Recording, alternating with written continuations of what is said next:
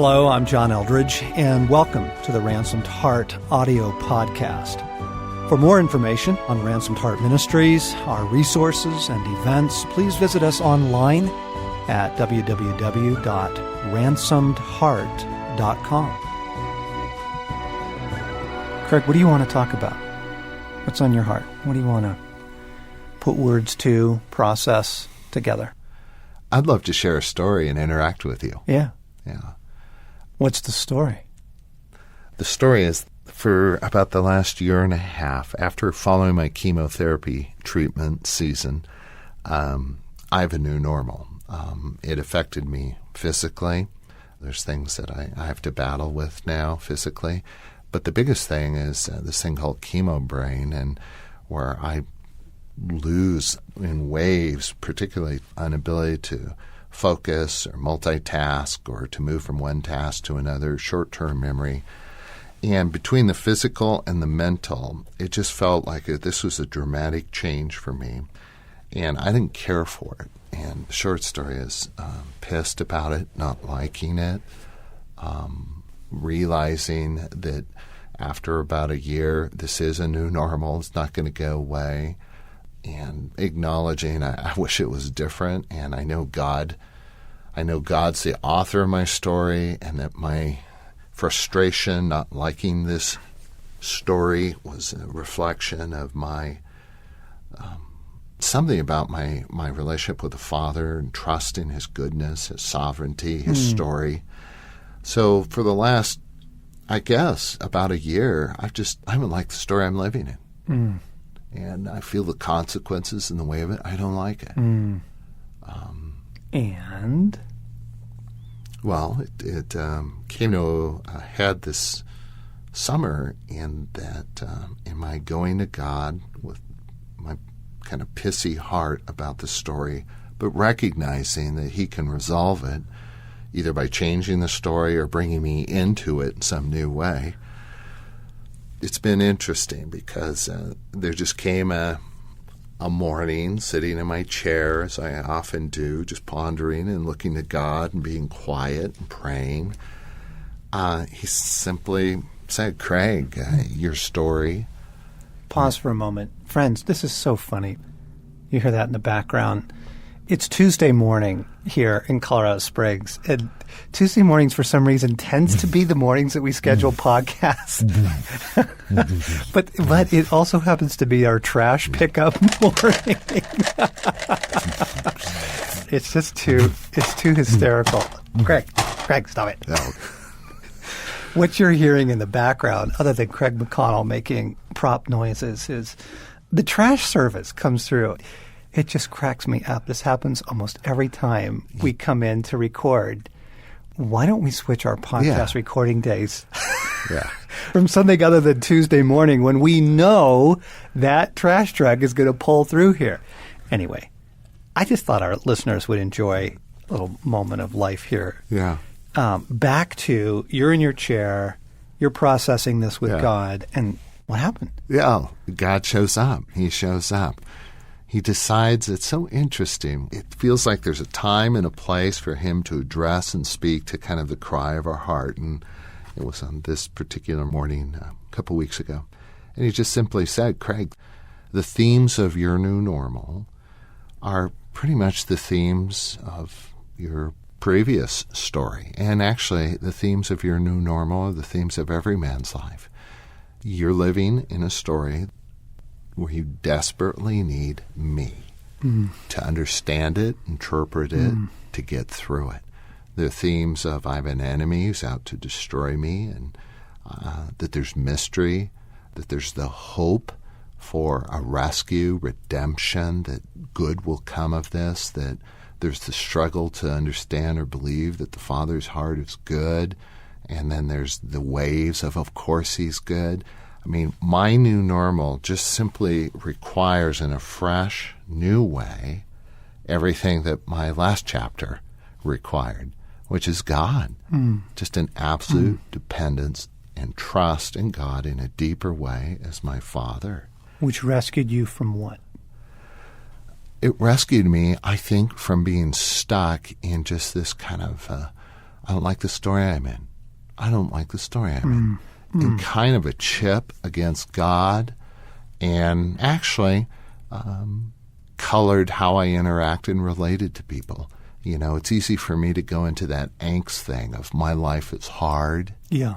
And if you understood how hard my life is, you give me a whole lot of compassion and understanding. Right. You cut me some more slack. Yeah. Yeah. And it also legitimized the agreements I could make that I'm done, it's over, I'm not a part of the team, I'm on the bench. My story is cancer and its impact, and all those agreements and kind of that direction and kind of that just kind of that holding back of being true and living life fully and kind of going to God.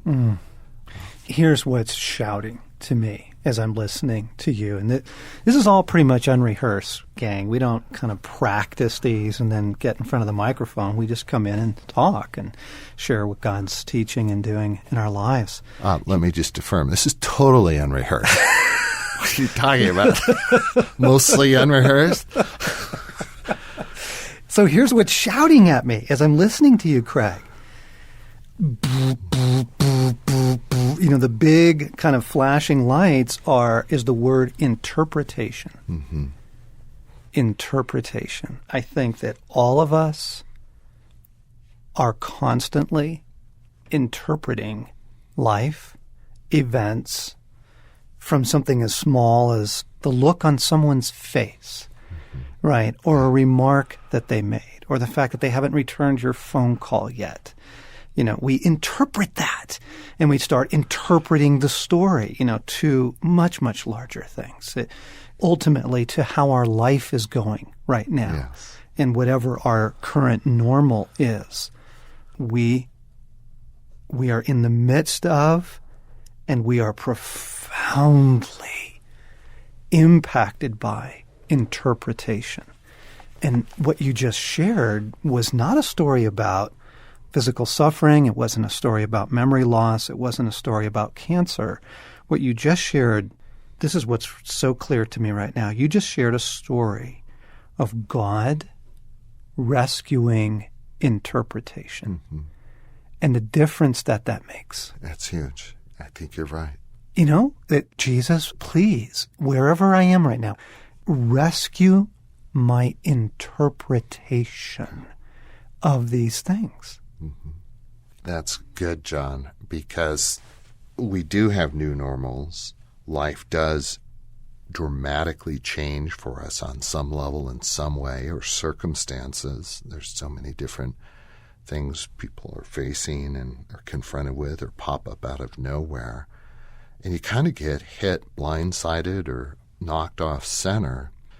And the way I was interpreting post-chemo was, making agreements with, you know, all the wrong interpretations. And I needed God to enter in and say something, redirect it. I guess I'm just affirming that. Yeah, because here's the other thing I'm struck by. If that's true, if we are, all of us, pretty much in the midst of interpretation, interpreting conversations we just had, events that are taking place, interpreting what's happening with our health, our finances, our, you know, whatever, then wouldn't this be where the enemy is most working? I mean, wouldn't this be the ripest field, you know, for him to be at play in, is affecting our interpretation of things?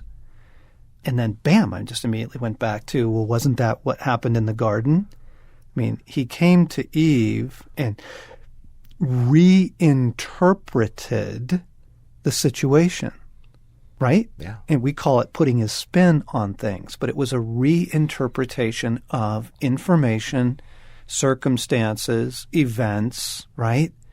And the fact that she bought his interpretation, what I want to call a reinterpretation, you know, the fact that she bought the reinterpretation of things, you know, took out the human race. Yes. And so, like, whoa, like, how powerful is this Jesus, I mean, here's what I find myself wanting to pray. Jesus, like, whoa, rescue my interpretation of things. Yes. Because so oftentimes I'm just assuming my interpretation is correct. Yes.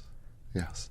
And by Jesus reinterpreting, that doesn't change the circumstances, but it changes everything about how we're living in those circumstances, Yes. right? Oh, absolutely. Like nothing has changed in terms of the circumstances, but okay, I am in this story needing God, hoping for rescue, desperately aware of an enemy and my need for God. And This goes back to the previous podcasts.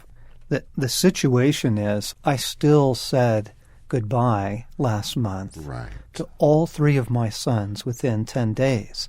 They've all moved on. Luke back to college, which is great.